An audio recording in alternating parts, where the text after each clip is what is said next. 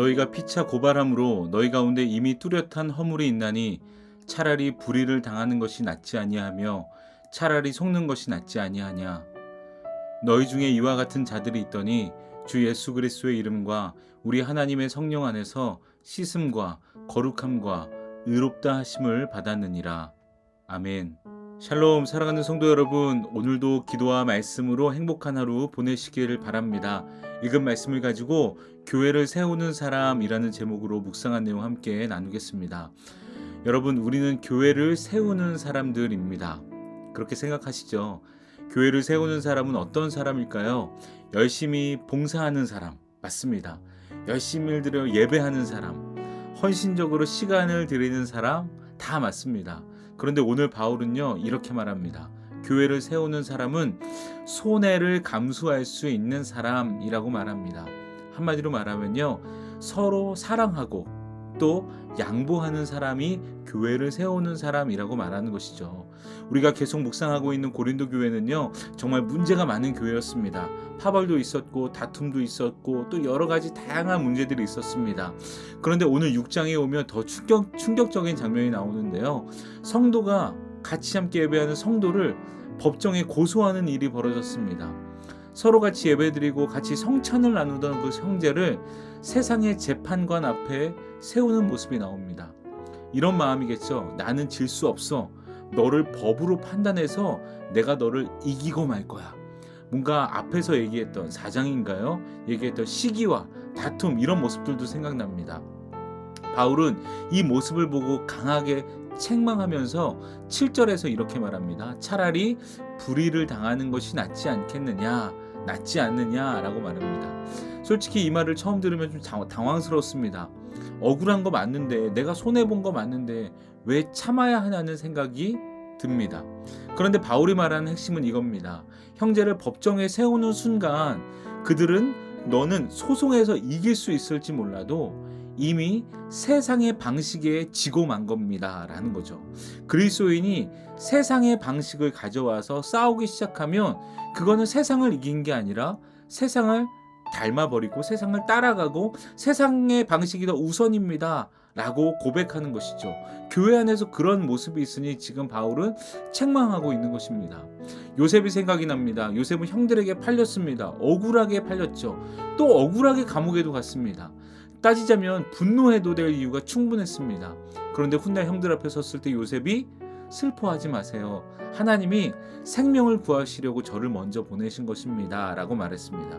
요셉은 자기가 당한 손해, 그 억울함을 하나님의 계획으로 읽었고, 그런 마음이 요셉을 복수하는 사람이 아니라 살리는 사람으로 세웠습니다.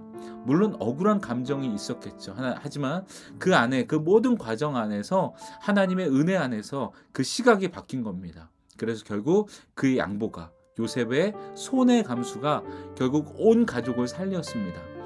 이 세상에서 가장 억울하게 고소당한 예수님도 생각이 납니다.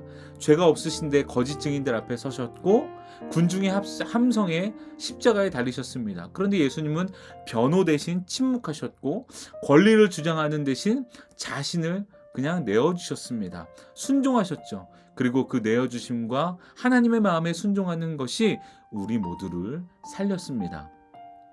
계속해서 보면 11절이 핵심 구절인데요. 하지만 그 전에 바울은 11절 앞에 9절 10절에서 하나님 나라를 유업으로 받지 못한 사람들, 그러니까 그리스도 안에 있기 전의 모습을 쭉 나열합니다. 바로 그런 사람들은 음란한 자, 탐욕스러운 자, 술 취하는 자, 속여 빼앗는 자들이라고 말합니다. 자기가 주인이 되어서 자기 욕망에 따라가고 세상을 따라 살아가는 그런 모습들이죠. 그리고는 11절에서 너희 중에 이런 자들이 있었더니 라고 말하는 겁니다. 과거형이죠. 너희가 예전에는 그 목록 안에 있었다는 겁니다. 그런데 지금은 너희가 아니야. 정신 차려야 돼. 왜냐하면 너희는 그리스도 안에서 씻음받고 거룩하게 되고 의롭다 하심을 받은 존재니까. 이미 너희는 그리스도 안에서 존재 자체가 바뀐 사람들이야. 정신 차려 라고 말하는 것입니다. 바울이 소송 이야기를 하면서 이 이야기를 꺼내는 이유가 있습니다. 고린도 성도들의 진짜 문제는요, 법을 몰라서가 아니었습니다. 자신이 누구인지를 잃어버렸기 때문에 서로 소송하고 이기려 들고 양보하지 않았다는 겁니다.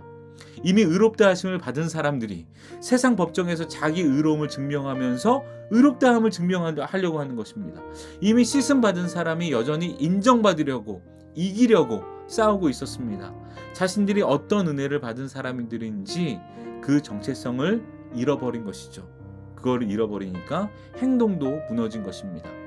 오늘날 이런 모습을 보니까요, 오늘날 우리의 모습도 생각이 듭니다. 교회 안에서, 또 공동체 안에서, 하나님이 묶어주신 사람들 안에서 때로는 우리도 억울한 일이 생기고 또 좀 뭔가 손해보는 것 같은 마음도 듭니다. 물론 그렇다고 해서 우리가 직접적으로 고소하고 세상의 법정까지는 가지 않겠지만, 내가 열심히 일한 수고가 인정받지 못할 때도 있고 양보했는데 오히려 이용당한 느낌이 들 때도 있습니다. 그런 느낌이 들 때가 있죠. 그 순간 우리 안에서 야, 이건 아니지, 아무리 그래도 이건 아니지, 내가 왜 손해를 봐야 돼? 내가 틀렸어?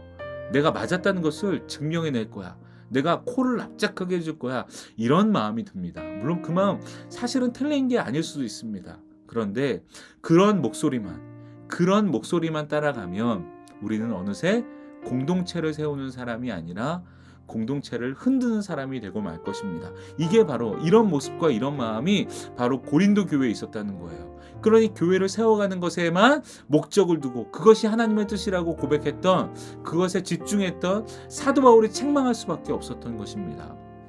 여러분, 교회를 세우는 사람이 어떤 사람입니까? 능력 있는 사람, 가장 많이 아는 사람이 아닙니다. 손해를 감수할 수 있는 사람, 먼저 양보할 수 있는 사람, 그리스도의 사랑을 흘려보내는 사람, 이기는 가치보다 세워가는 가치를 선택하는 사람입니다. 그런 삶이 어디서 옵니까?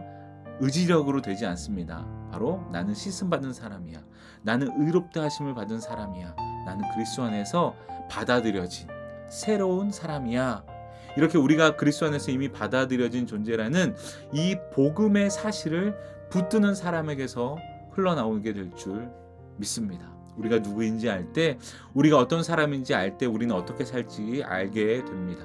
이기는 사람이 아니라 내어주는 사람이 교회를 세웁니다.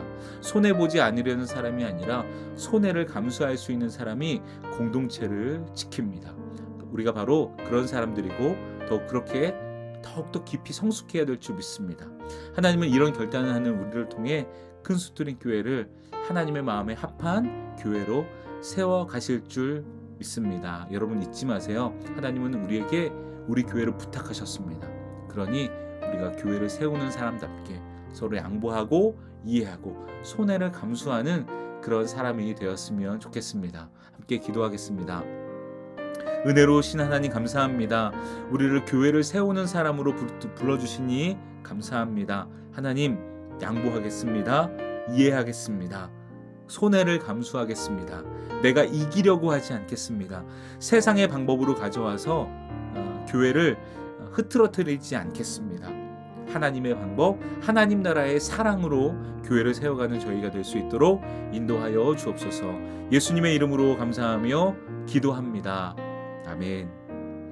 네, 여러분 말씀을 가지고 결단하며 기도하시고요. 오늘은 특별히 시니어 봄소풍이 있는 날입니다. 혹시 비가 올 수도 있는데요. 안전하게 잘 다녀올 수 있도록 기도해 주시고, 여러분 그리고 오픈하우스 식구에 초대되었던 사람들을 위해서도 꼭 기도하시기 바랍니다. 우리 이 시간 한 마음으로 기도하겠습니다.